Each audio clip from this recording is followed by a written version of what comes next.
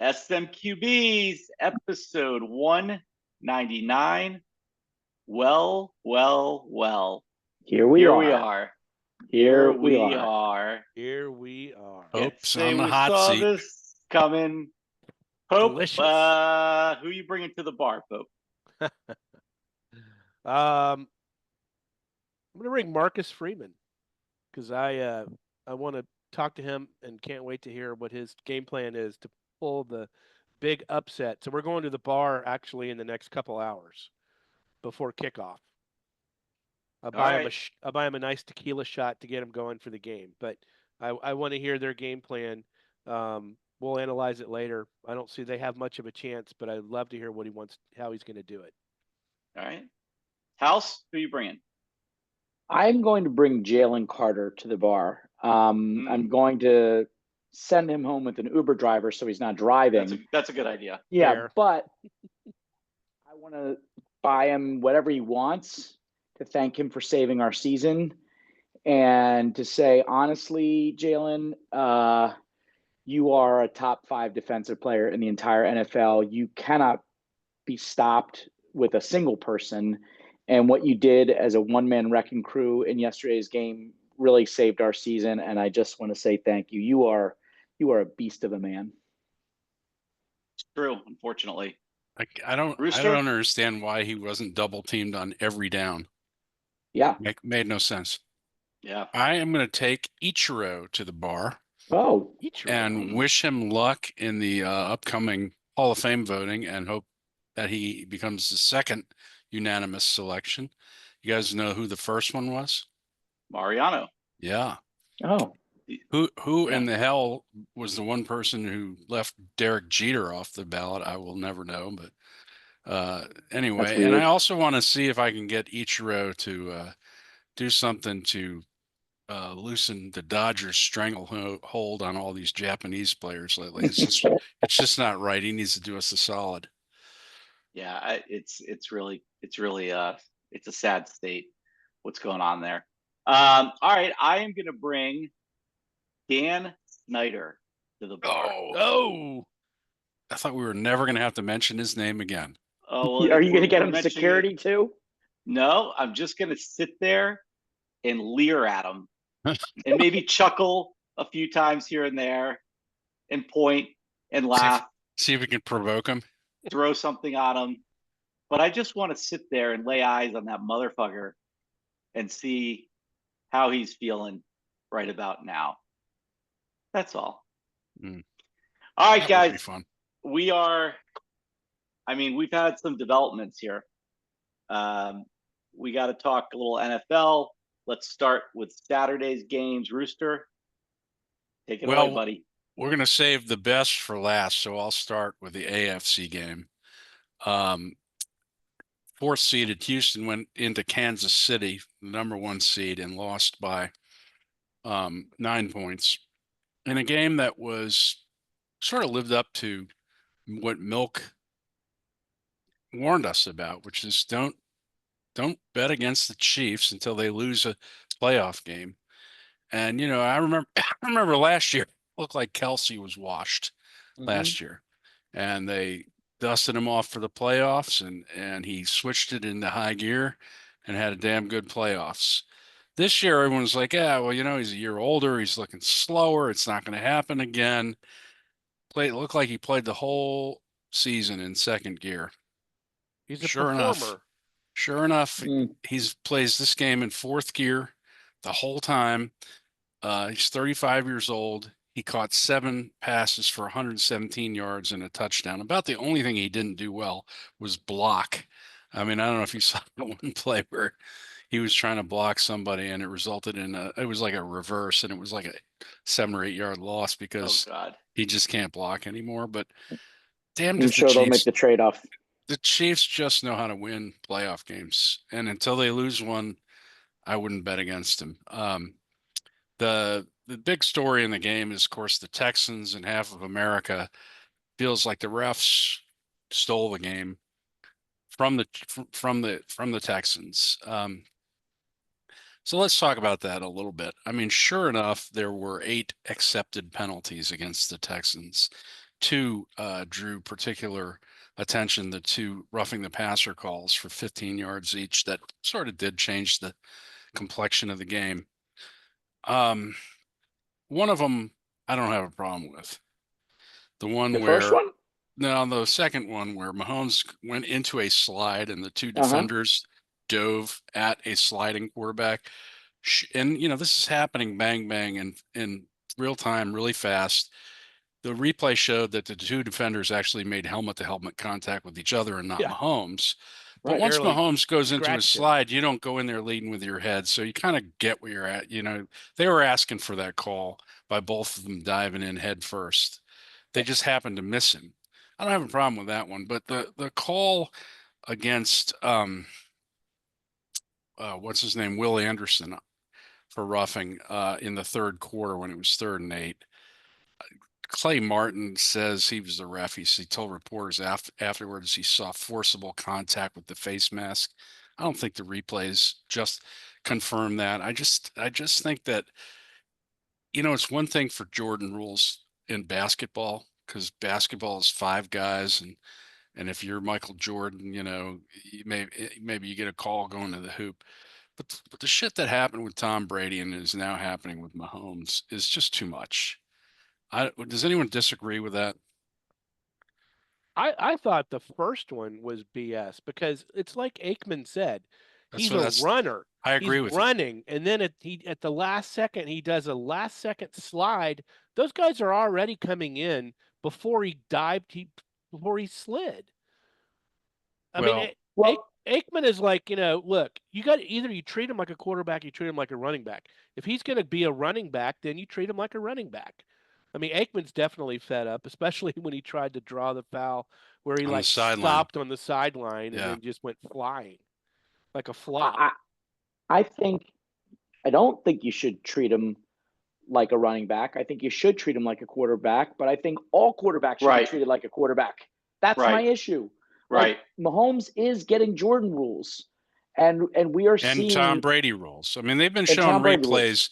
They showed a replay of Chris Jones, the Kansas Kansas City City. lineman, rushing Tom Brady. Tom Brady throws the ball, releases it, and Chris Jones's hand comes down because he was trying to swipe the throwing arm and pats Brady in the chest. It doesn't even cause Brady to take a step backwards and he gets a roughing the passer call.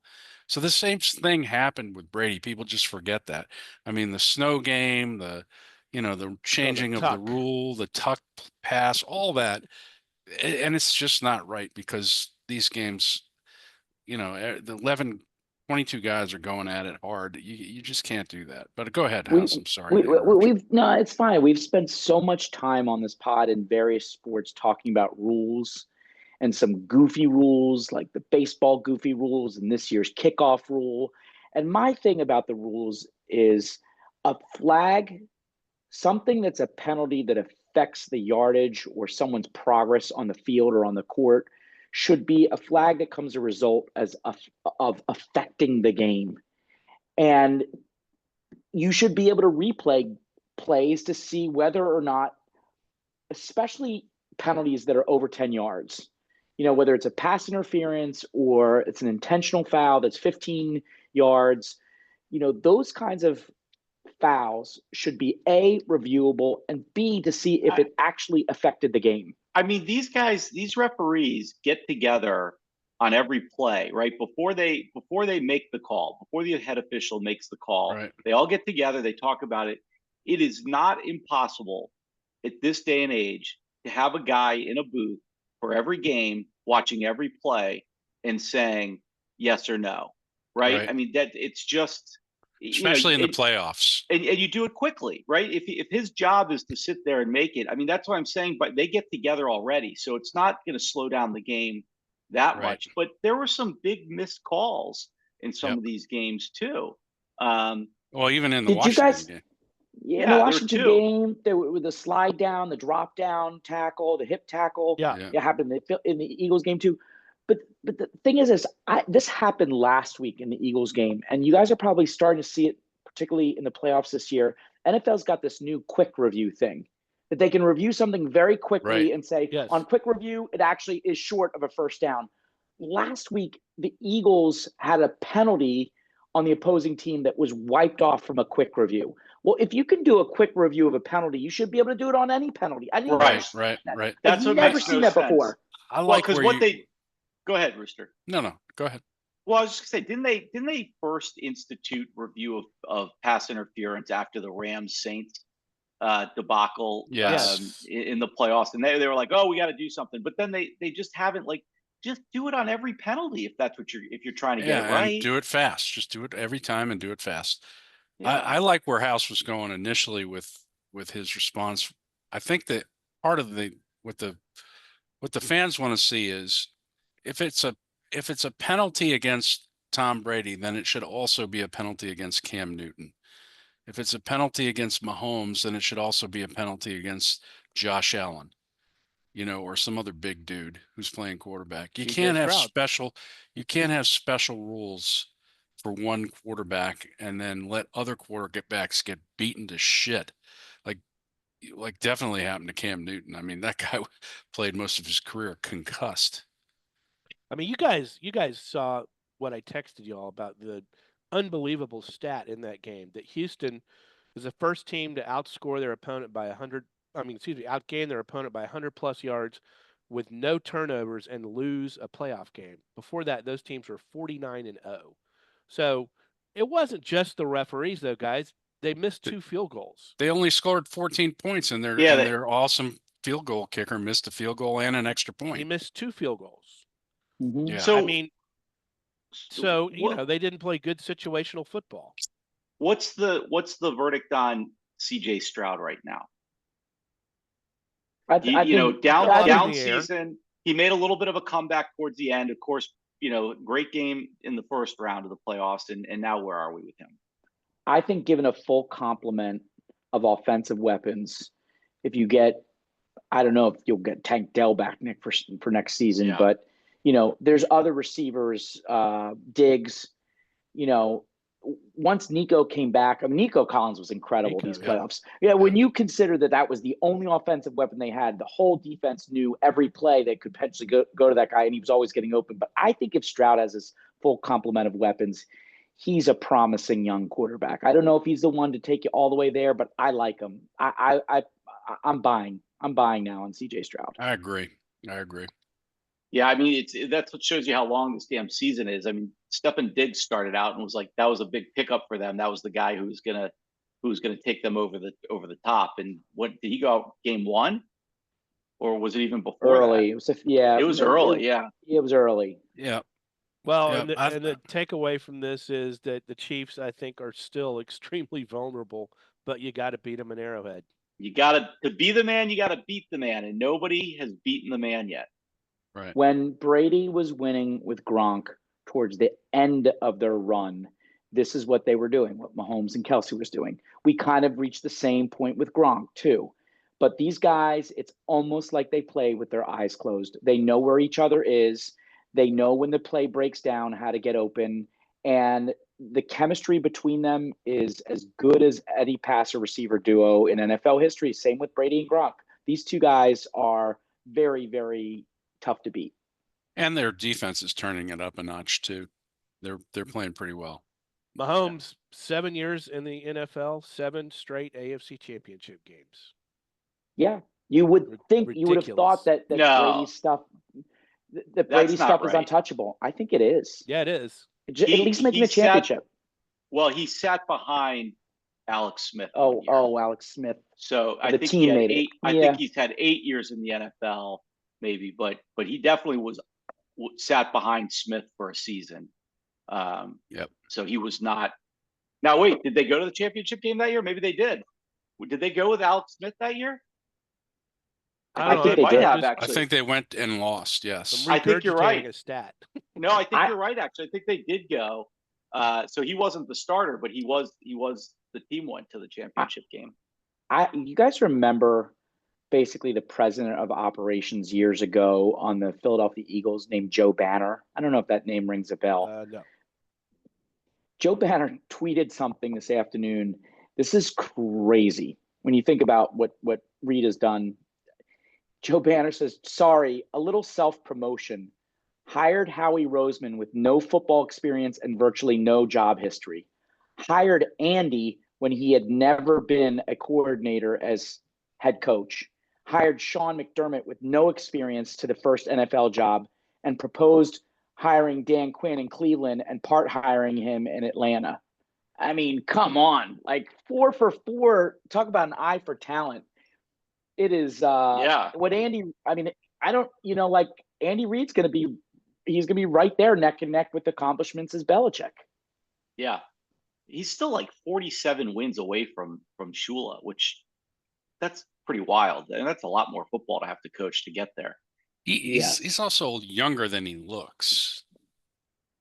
I mean, it feels like he's 100. I mean, he's been if he around doesn't drop forever. dead of a heart attack, he can keep going for a while. Yeah. All right, here's all right. Anything else on 2017? Okay, yeah. Let's he played go. one game, which means he was eligible to be a rookie in 2018. So 7 straight. So that was the year that Smith was the starter, though. They did go. They did go. So the NFC Championship game, coming up, is the first time that the Washington Commanders are going since 1992. What were you doing in 1992, Bison?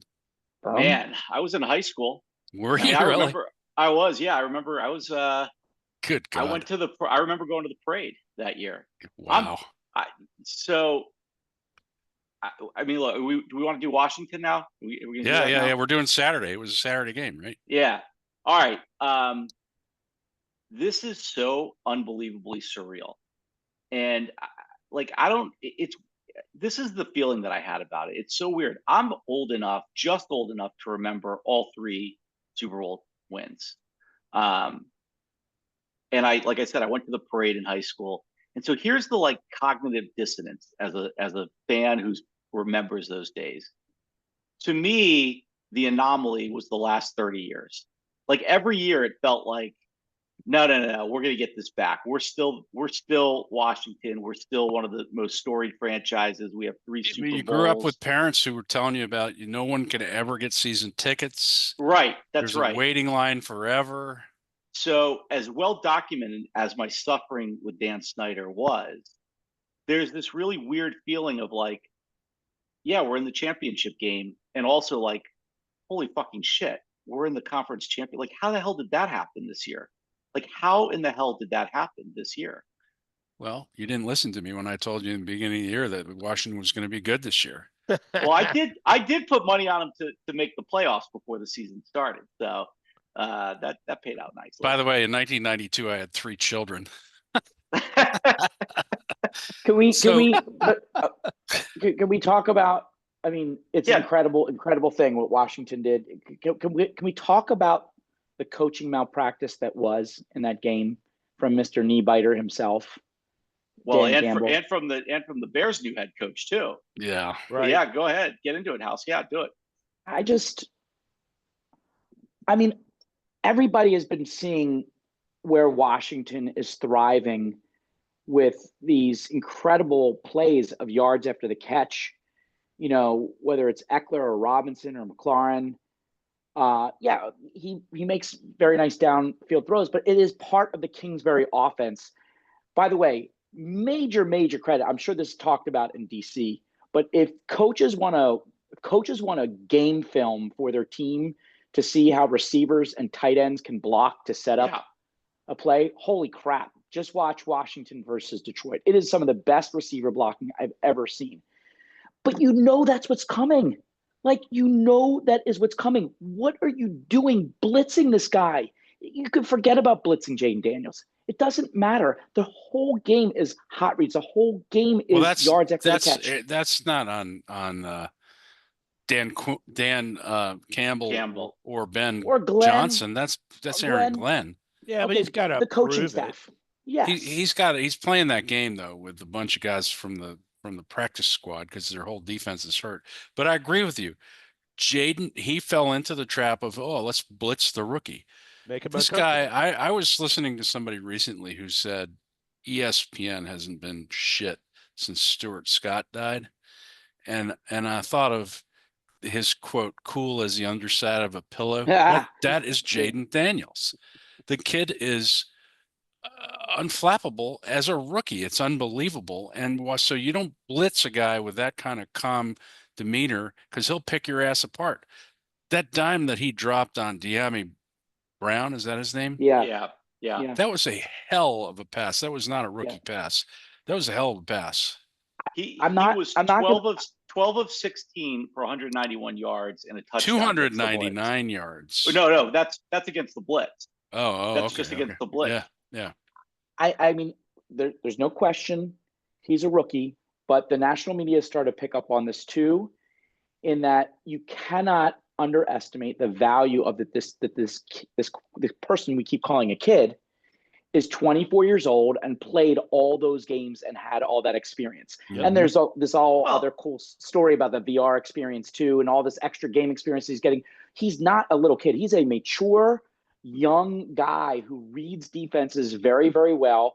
And yes, he is a rookie. This is his first time through the NFL, but he's not the rookie that comes out like CJ Stroud or some of these other guys that come out after 2 years. And that is a big, big difference. He's very mature. Daniels very he's well, also very mature. I think apparently they had to give him keys to the film room because he's getting there before the coaches. I think I said this. I think I said this about Kingsbury. I think I've said this about 6 times on this pod. He played 55 college games. Yes. That matters. And guess who else did? Bo Nix. And guess who didn't? Caleb Williams. Right. Yeah. You know, I mean, so yeah, it does matter. It absolutely matters. And not, by the way, not at the WAC, right? Or the AAC. He's 2 years younger than Jalen Hurts. So I mean, you know, it's not that he's got tread on the tire because he's got a very bright future ahead of him, but he's not a 20-year-old rookie. He's a 24-year-old rookie. Kingsbury, like Pope was just starting to say, Kingsbury drew up yet another perfect game. Why are we not hearing that this guy's interviewing or not getting coaching he will jobs? be interviewing with the Cowboys. I don't think he wants the job. Not Crazy. the ones that are out there. Yeah, but I do want to say this about him being a rookie and that. I mean, you're right. He's older. I've said it a couple times here, and I'm waiting. I want to see the eye roll I get on this. But you are witnessing the greatest rookie quarterback season of all time. There's just no doubt about it. There's no better. I know you can hear the eye roll.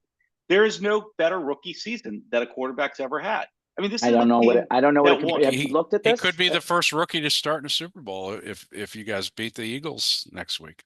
Do you know he has Tom Brady he has more games with no punts and no turnovers than Brady, Mahomes, and Montana combined in their entire careers. What was Burrow's run the rookie year to the Super Bowl or no? No. Okay. I think he blew his knee out actually about the 5th or 6th game of his first season against us. I'm curious what the comps are. I don't know if you've looked into that. Well, CJ Stroud is the only comp that anybody talks about, and it's just not. This is the best rookie season. I think he's the first 6 seed to win on the road against the 1 seed to go to the conference champion. I mean, there's any metric you want to look at, he's having the best rookie season of all time. And I think I'm right that he would be the first rookie to start a Super Bowl game. Yes, he would be. We have a crack staff that's working on this right now. I can tell right now looking at the computer, so maybe we'll get some answers. But look, I think we've run out of superlatives for Jayden Daniels. And I just think like we talk about Belichick and Brady, and like we talk about Reed and Mahomes, whether it's Kingsbury or Quinn or a combination of both, yes, it's Daniels, but they are just doing such a brilliant job giving this kid exactly the menu that he needs to succeed. And so, he makes the plays, he makes the throws. They're giving him the perfect offense, and he's excelling with it. They're rolling him out of the pocket when he needs to roll out of the pocket. His design runs are great. His improvising is, I don't know right now, with Mahomes sometimes a little gimpy. Yeah, Josh Allen is more like a bull that bowls somebody over. Jalen's a little gimpy. I think of the 4 remaining quarterbacks in terms of improvising that could all of a sudden make a remaining? play Yeah. that could, it's got to be him. Well, the other thing I Well- thought about him was I actually thought about you, Bison, is at the half, they were up 31-21. And I thought, he's got this in the bag. This is a fucking rookie. And I'm saying to myself, he's got this because that's just how in control he is. And I don't care how old he is as a rookie. That's amazing. Yeah. I mean, I do think we have it to- feels like he's like a hot goaltender. He's almost like standing on his head. Mm. You know how we go in the NHL? These teams can come from way down because and don't have home ice and just make a run. I mean, with a hot goaltender, you got a hot quarterback, man. I mean, everything's just falling into place. But you You know- do have to look at the other side of this game too. Detroit. I mean, they had some really boneheaded plays, and Oh, yeah. Goff Five had probably turnovers. his worst game. Yeah, 5 turnovers. Had probably his worst game since coming to Detroit. I mean, and then you throw in, and this goes to Ben Johnson. That halfback option. Oh my Reverse God. thing. Wide receiver. Yeah. Jameson Williams. They went to throwing the well one too many times with that It was play. just silly. It just was terrible. Silliness. I mean, It's a terrible horrible call play, in the circumstances. and it just made a huge difference. I mean, Well, they he really scored. shit the bed. He scored on a wide receiver reverse from 61 yards out, and they got Yeah. greedy. But he's not either. He's not smart enough, or not hadn't practiced that play enough to just take the loss or throw the ball out of bounds. And he Yeah. forces it into double coverage and throws a pick that really sealed the game. Yeah. You can't- Bison, you- what was the score when it was 4th and 2? Well, down by the goal line, and you guys were going for it, and they ended up having 12 men on the field. Oh, gosh, I don't remember what the score is, but I think we were up 10 at that point. I think that touchdown put us up 17. But Yeah, I mean, but that was a huge It was play. another pivotal play. And Dan Campbell's like, Oh. it's on me. I mean, 12. I mean, Romo or whoever was Brady. Brady was doing the counting. He's like, you guys got 12. Timeout, timeout. I mean, I can't believe they let that happen. Then that was an automatic first down. All right. Next All play right. you Are we score. done? Well, let's hear about Sunday's game. 'Cause Yeah, let's Yeah, I talk mean, are we Sunday. done? House Are is, we need to about clean to the start sheets. attacking all of us. Yeah, all right, House, Man. let's go. Let's go. Can we I'm- do the Eagles last? Sure. You can do whatever you want. I mean, audience, don't hang up yet because you're going to want to listen to this. Oh yeah. And now for the sore winner portion of the program. Yes. let's talk about a new segment. let's talk about Mark Andrews. Oh man. I mean, Joe doesn't affect second best tight end on that team right now. I don't think he's going to be playing there next year. Too making too much money to be playing like that when you have Lively on the team. I He had feel like two every drops all year until this game. I feel like every single week in the NFL season, we see some dumb tight end want to try to get 5 extra yards just because they do. And they're not going to get 20, they're not going to get 40, they're not going to get to the end zone. They want 5 extra yards. And that 5 extra yards that Andrews wanted that resulted in that fumble was a killer. Killer. I heard that was his first fumble since 2019. Yeah. Oh, you got to feel for that guy, man. He has been a consummate professional for Sure. Baltimore, Sure. and really one of the great tight ends for a couple years in the league. But man, if you could almost, you don't want to say someone single-handedly lost the game. Pretty damn close. But it Pretty might not have darn been as close. close if Lamar didn't just drop the ball. Yeah. on Lamar a- didn't on a have his best sack. game either. And then Yeah. his first interception was just couldn't be any more lazy. Well, and Every respect time- to Lamar for not, Lamar's come to Andrew's defense and has not wavered one bit, and good for him for Right. there's a lot He of said, stress. he says, I got to be better. I Yeah, can't drop exactly. the ball. I wonder why Andrews wasn't wearing those big sticky gloves in that weather. That ball that he dropped for the 2-point conversion, he had bare hands, I think. Interesting. It could have been a better pass. Not saying that he shouldn't have caught it. Yeah, it was But above the knees. He should have He caught it. could have hit it more midsection. Hit He him had in to- the hands. It hit him in the hands. It The- did.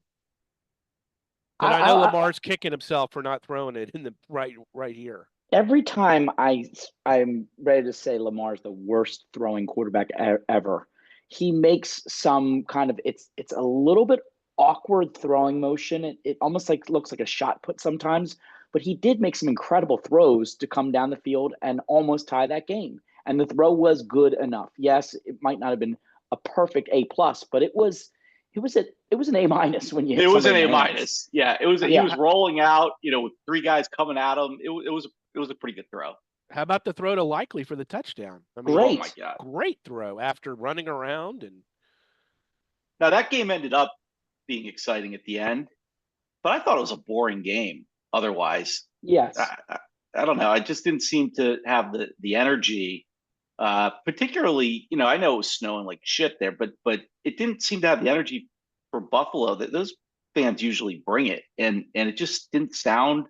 I don't know. It's something about the broadcast. It just wasn't that entertaining until the very end. Buffalo didn't want to get in a shootout with Baltimore. I think so. Their game plan was to have longer sustained drives with Josh Allen, running here and there.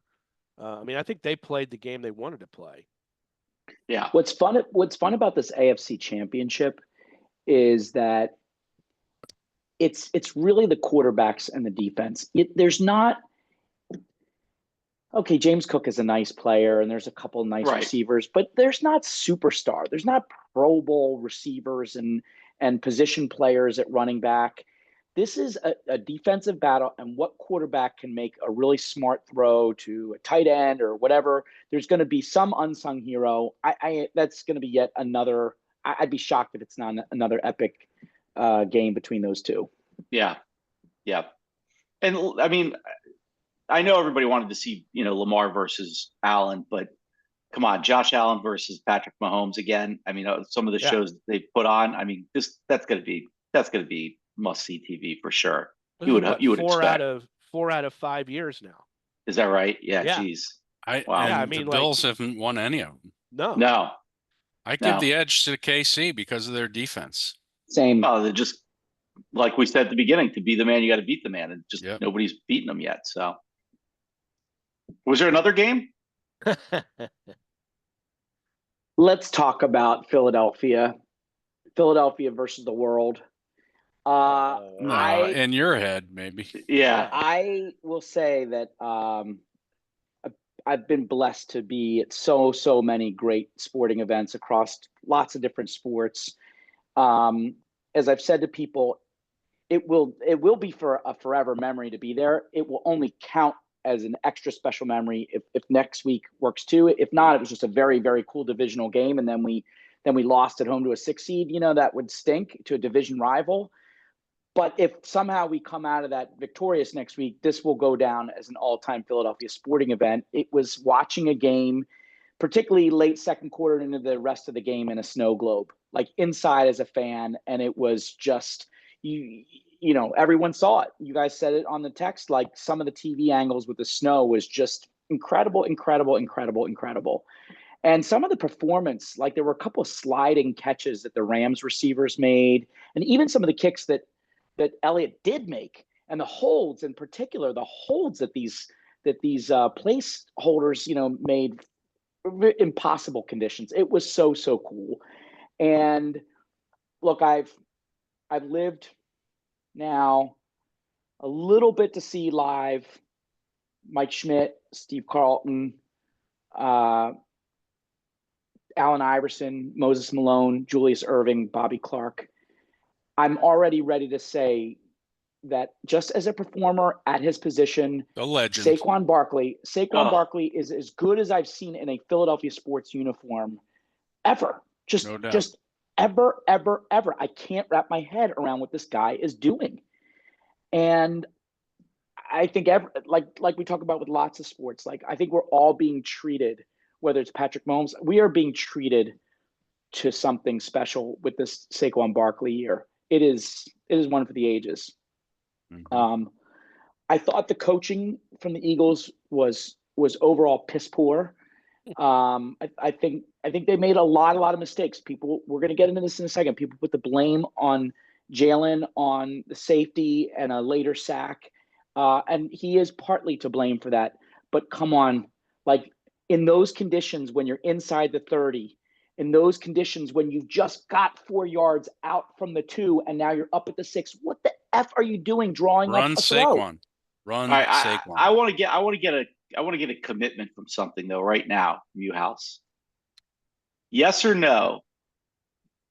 Well, let me ask it this way: if you could pick Nick Sirianni or Andy Reid to be your head coach right now, who are you taking? Well, the guy has just won 3 Super Bowls. I think I have to go with Andy Reid, the worst clock manager of all time. But I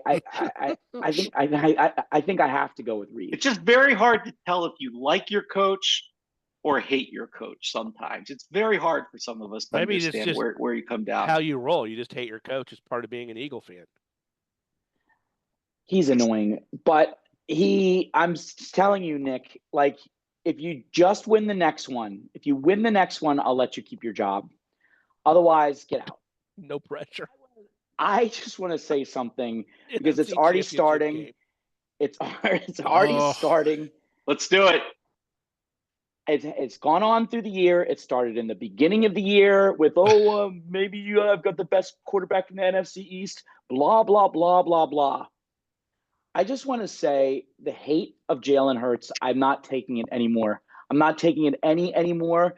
And I'm going to go through some stats and you're all just going to effing sit through it because, okay, let's blame Jalen Hurts for A.J. Brown dropping the ball. Let's blame A.J. Brown for Goddard running the tight end screen in front of the line of scrimmage instead of behind the line of scrimmage, which negated, we lost that huge play with the illegal man downfield, or Lane being false started on the tush push. This game is a laugher. We win something like 43-22 if players other than Jalen Hurts don't make those mistakes. Jalen Hurts, in the last 12 games, he started and finished, has 29 touchdowns, 3 turnovers, and 113 passer rating. But he stinks, I guess. So let's talk about Jalen Hurts, who in his last 5 postseason games is 96 for 143, 67% passing, 960 yards, 6 touchdowns, no interceptions, 100 rating, 11 total touchdowns, and 0 interceptions. But I guess he sucks because let's talk about how great Mahomes and Allen were this weekend, right? Like these are the guys. This is who we want to see. We want to see Mahomes versus Allen. But I know you guys know that Josh Allen had 147 total yards, 2 touchdowns, but he's the man. And Mahomes had 191 total yards and 1 touchdown, and he's the man. But Jalen, with 198 total yards and 1 touchdown, he sucks. He sucks. Jayden Daniels is the man. Yeah, to be clear, Yeah. Jayden Daniels is the man. Of But the no, remaining 4 quarterbacks, I think we already established that.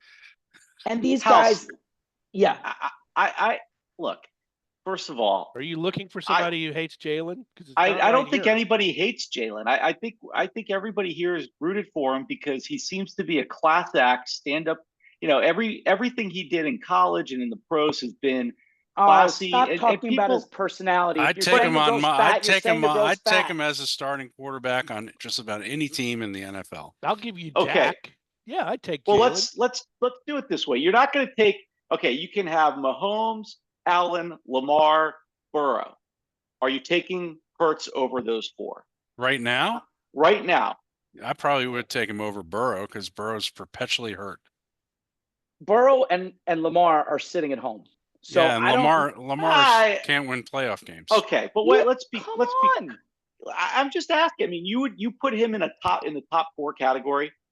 You'd want who him you'd want on your guys? team, not statistically, but who you'd want on your team to be your quarterback. Yeah, I'd take him over Burrow right now and Lamar.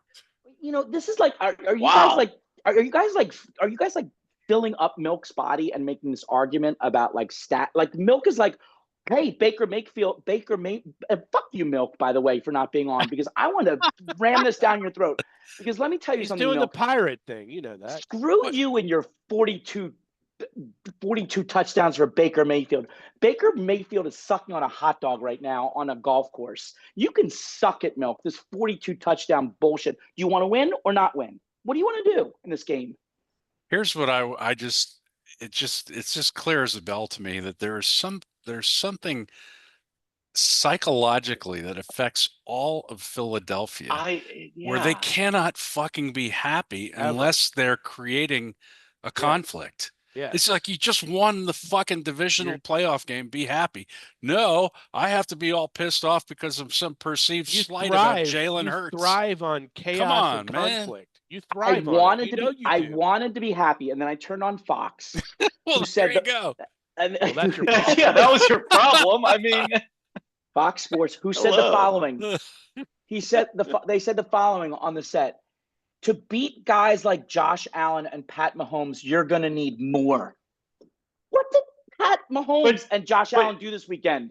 But wait. We started the show. You started off by talking about the epic season that Saquon Barkley is having. Does that not create a much better situation for Hurts? I mean, every time he hands the ball off, the guy's going to have 200 yards a damn game at this point, it seems like. Not only that, but what kind of an offensive coordinator wants to prop up QB stats when you got Saquon in the backfield, running for touchdowns from every place on the field?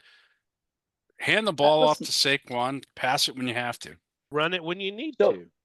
Julius Erving did not get an NBA championship. He tried, he got to the conference finals, and then they brought on Moses Malone, and they have a championship. No one's saying that Julius Erving wasn't a great player, and that only because of Moses. I said at the beginning of the year, Saquon Barkley could be the Moses Malone that the Eagles need. And if he does, that doesn't lessen how good Jalen Hurts is. There's still a quarterback that runs the game. He is a nice quarterback. Nobody's arguing with you. Nobody's really arguing with you. He is a nice quarterback. I mean, he's better than just a guy. Marginally. Okay. Marginally. I will say this. You're bringing it on yourself, House. By the way, I think it happened both to Jayden Daniels and I think it happened to Jalen Hurts. I've now seen a few games.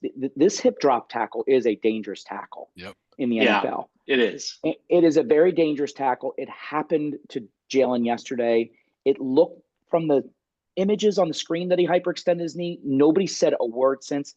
Jalen Hurts with his legs was a big part of that game with that 44-yard touchdown. If he doesn't have his legs to use against Washington, that changes the game significantly. It does. Look, if you said at the beginning of this season that me and House would be squaring off in the conference championship game to go to the fucking Super Bowl, nobody would have believed it. No. Well, but here we are. Yeah, no, that's right. Believed it for the Commanders. That's what I said. Right. That's what I said. Right. If I said we were squaring off, but here we are, Hal. We split the regular season. I know. There was a hit. Blah blah blah. Frankie Louvu. Yeah. No, he's a marked man this week. All right. Well, there you go. Oh, marked man. This is only the second time. This is only the second time that the Eagles and Redskins football team Commanders have met in the playoffs. The last time, 20-6 Washington. I don't even know when that was. Decades ago at this point. 91. But here we are. Anybody care to weigh in on predictions? I want to say that I went into my closet and I got, for all of our YouTube viewers, or if you're listening so far, flip over to YouTube. I got as close as I could get to burgundy and gold today.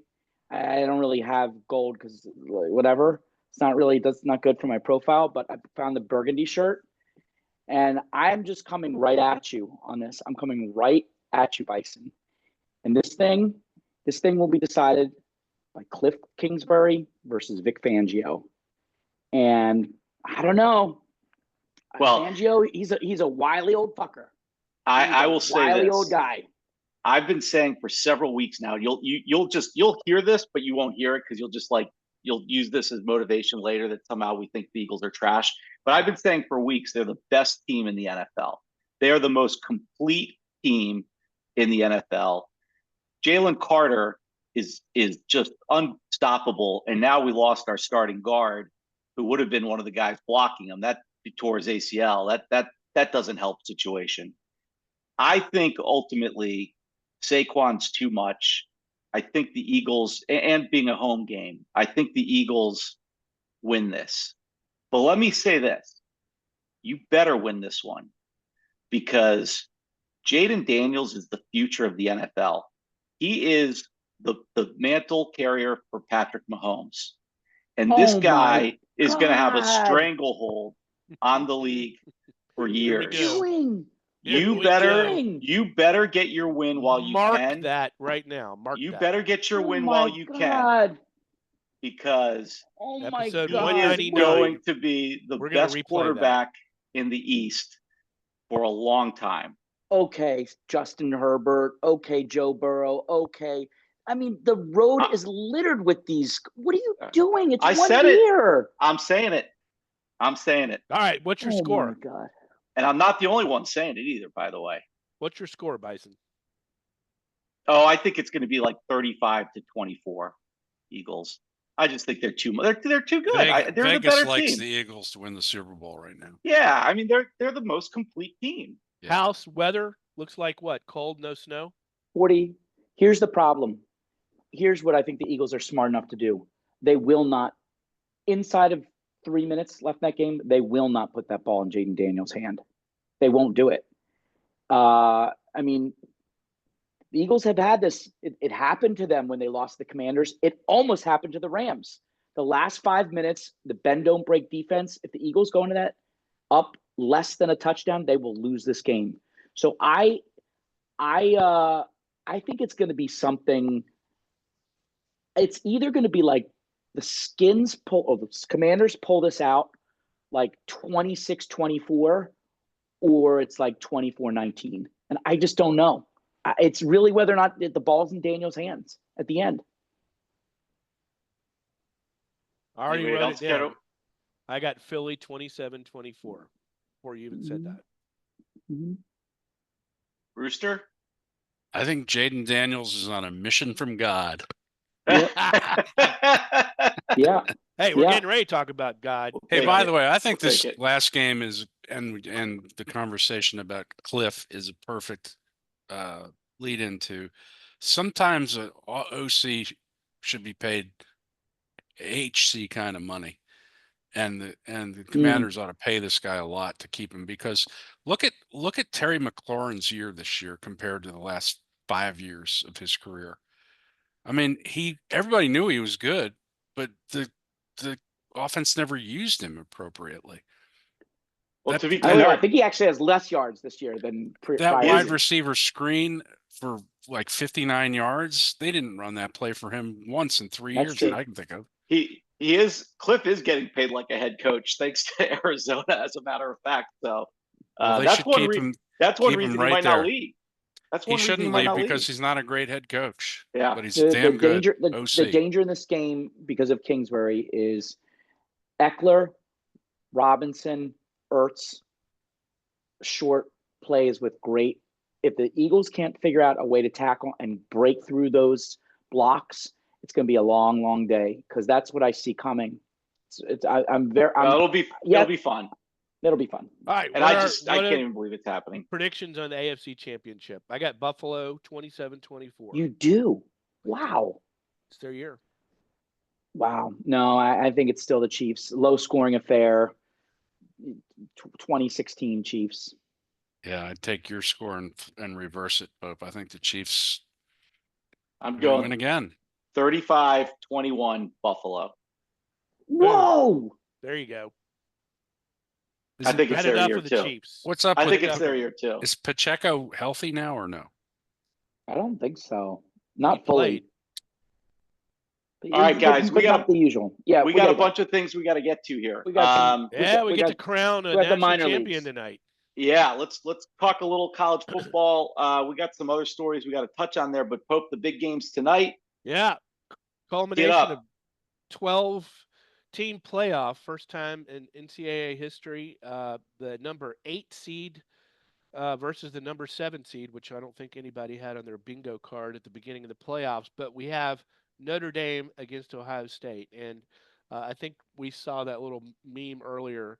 I would say the vast majority of the country is pulling for Notre Dame tonight, which is pretty amazing, seeing how Notre Dame's a fairly God. controversial team, and I grew up hating them in Alabama.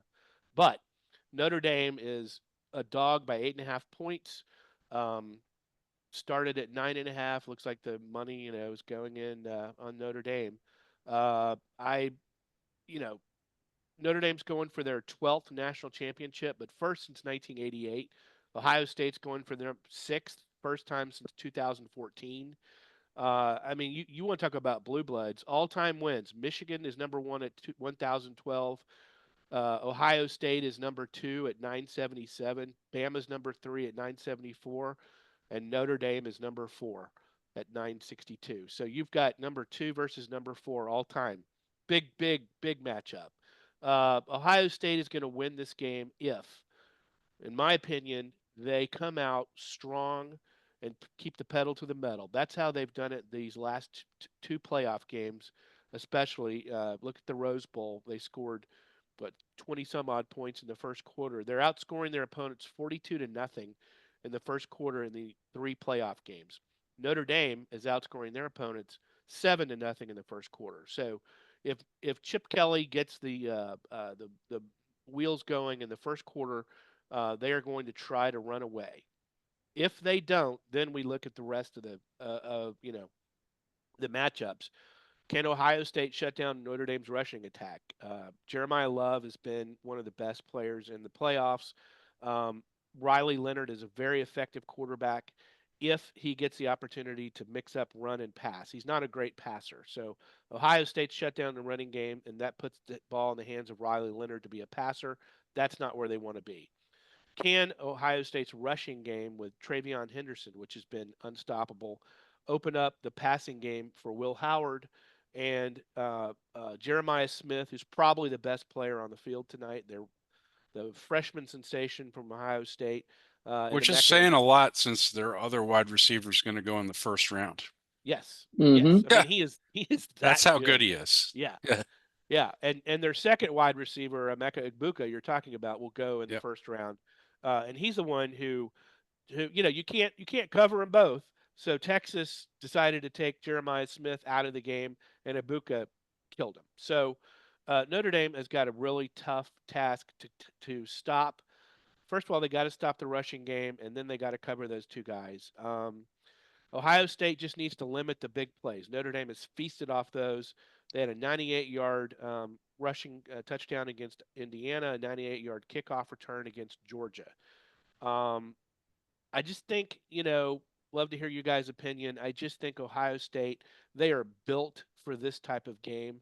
They're apologies to you guys, Milk's not on here, but they are built like an SEC team that we've seen in the last 10 years that crushes their opponents in situations like this. So I'm unfortunately, I think Ohio State, from my perspective, I'd love to see Notre Dame win, but I think Ohio State wins. I don't think it's going to be that close.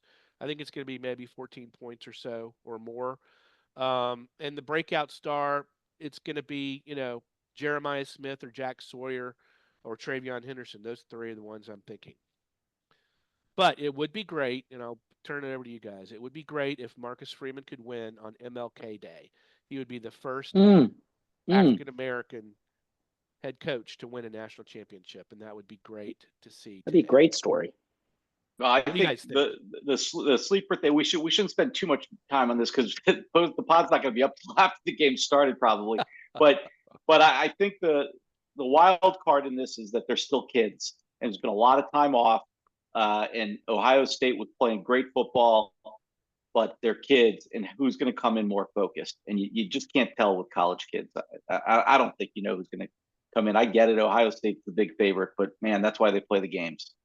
Notre Dame's offense has been sputtering. It's been good all year, but it's been sputtering in the playoff.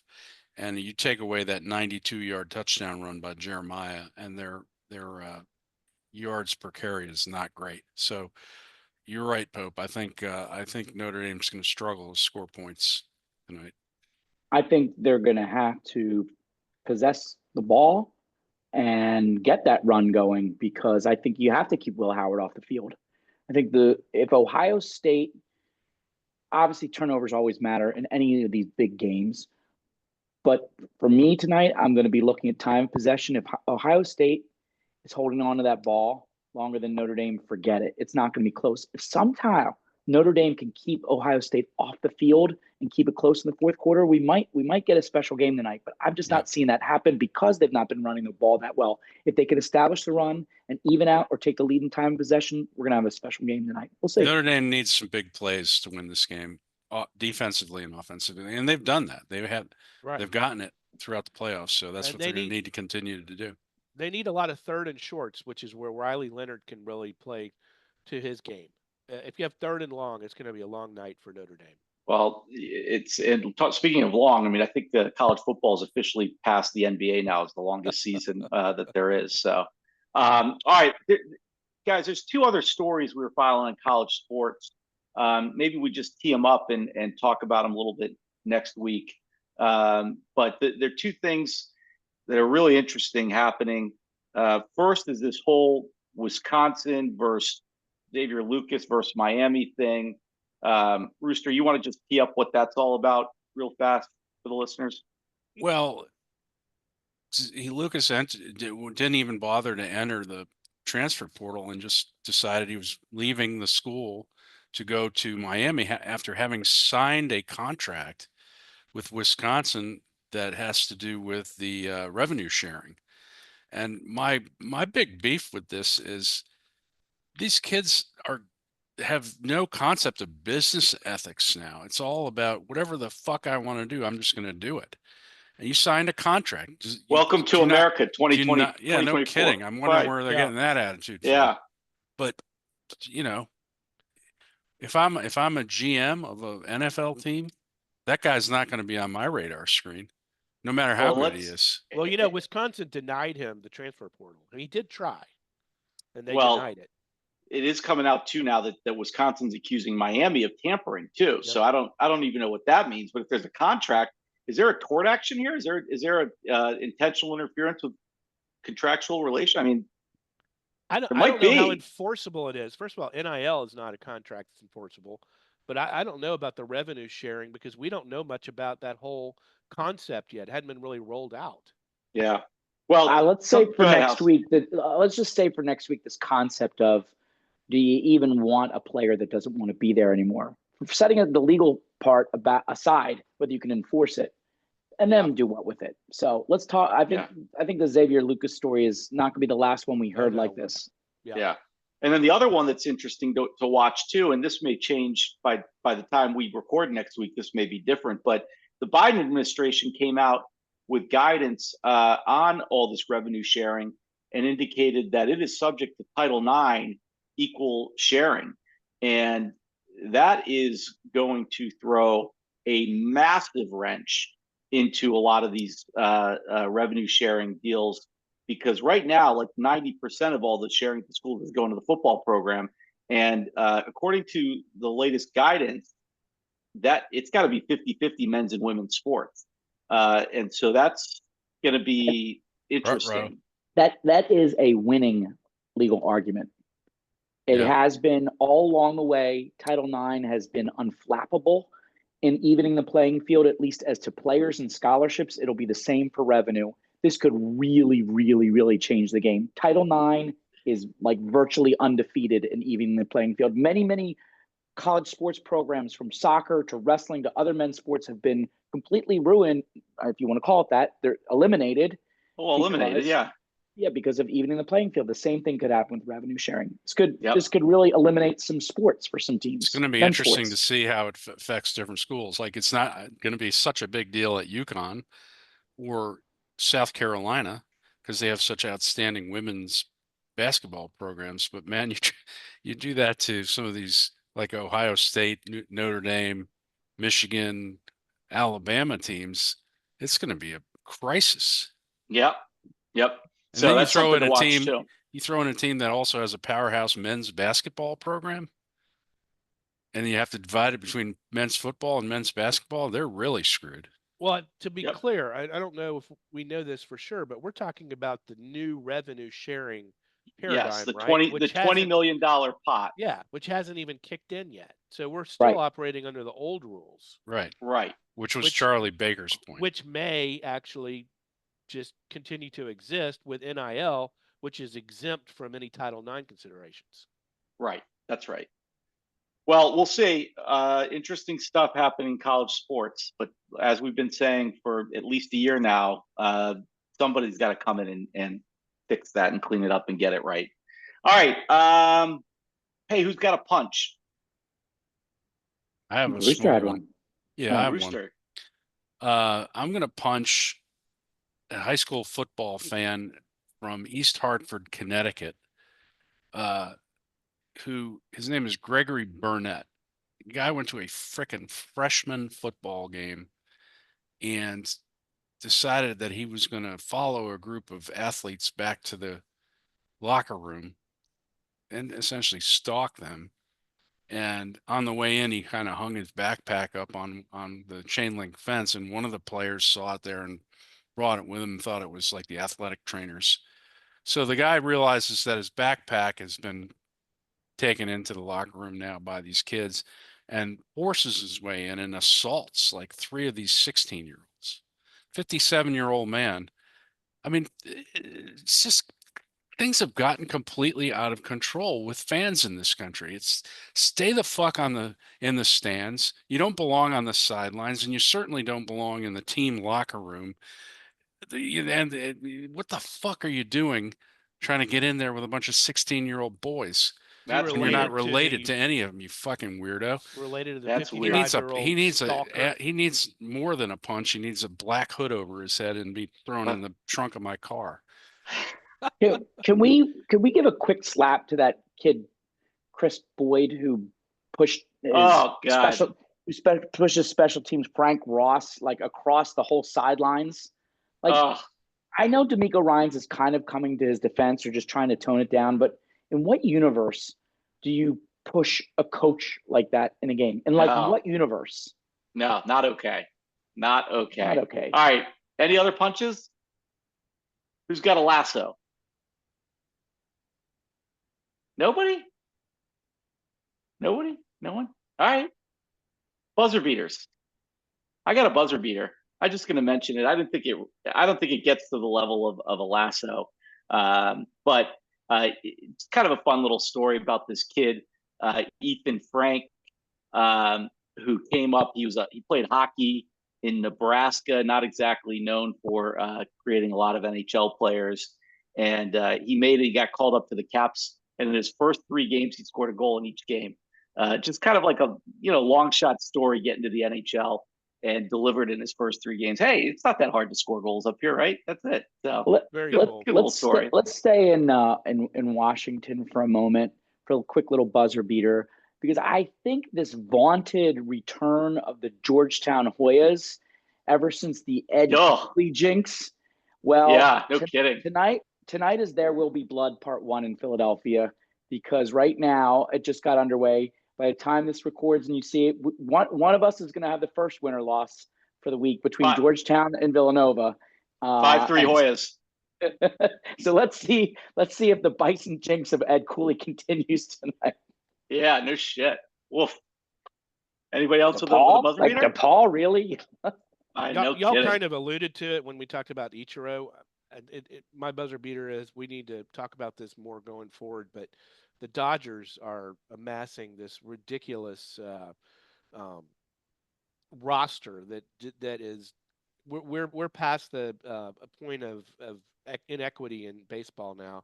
They have over $1.3 billion in deferred salaries. Something has got to be done with 4 number 1 starters. Yeah. I mean, it's almost like number 1 reliever on the market. Yeah, it's almost like they said, until someone stops us, we're just going to go out there and buy the World Series. But they're going to be they're the case in point of why everything has to change. So go ahead, get it in, but there's going to be some sort of salary cap or something, some deferral cap or something. So yeah. Anyone else with a buzzer? All right, we got a couple pour outs. Who's got one? Well, I'll do one, and then you do Euchre. All right. So Gus Williams is a guy that a lot of people, younger people, probably don't remember very well. He was a point guard for the Seattle Supersonics in his heyday, yeah. drafted by the Warriors. He was traded to the Sonics in 1978, and with his backcourt mate Dennis Johnson, DJ, who people remember from the Celtics, brought them to the finals against the Washington Bullets. And in 1978, the Bullets won that game in Game 7, and it was a hell of a series. And it was a really exciting Sonics team and Bullets team, really. Next year, Gus Williams, they called him the Wizard because he was lightning fast and was known for being basically a one-man fast break. He was the kind of point guard who didn't pass the ball much. He just scored all the time. But brought them back the next year. They're in the finals again in 1979 and again against the Bullets. And this time they won. But Gus Williams averaged 29 points a game, and in game like 6 scored 36 points. He then went on to the Celtics and got 2 more rings. He was a hell of a player. And what I would say to fans who may be a little younger is, if you really want to see some exciting NBA basketball, watch those 2 series. There were guys like Marvin the Human Eraser Webster on the Sonics, Jack Sikma, Dennis Johnson, downtown Freddie Brown. I mean, it was a fun team. And then, of course, the Bullets had Elvin Hayes and Wes Unseld and all these really fabulous players. I think Earl Monroe was on the Knicks already at that point. Good one. All right, good one. Yeah. And of course, we got to also pour it out for just a bit outside Bob Euchre. We're not going to be talking about necessarily his baseball career, his illustrious career, where his average is 200 with 14 home runs and 74 RBIs over about parts of 6 different seasons. But how about everything else that he did, including 54 seasons as the voice of the Brewers? And if you didn't know this, during the off season, he was the color commentator for the University of Wisconsin-Milwaukee Panthers basketball and football games also. Wow. And probably got his most notoriety in the Naked Gun, right? I think that's where, or no, yeah. Or was it Major League? Major League. Yeah. Another Leslie Nielsen. Yeah. Ball yeah, 8. So Ball 12. Anyway, 90 years old. Definitely a guy who left a mark on the world. So we'll pour one out for Bob Euchre. Were the best. Yeah, that's right. So we'll pour out a little Miller Lite tonight. All right, guys. Anybody got anything else? That's it. Good luck, right, guys. It's SMQB violence. war. It is war. Oh, yeah.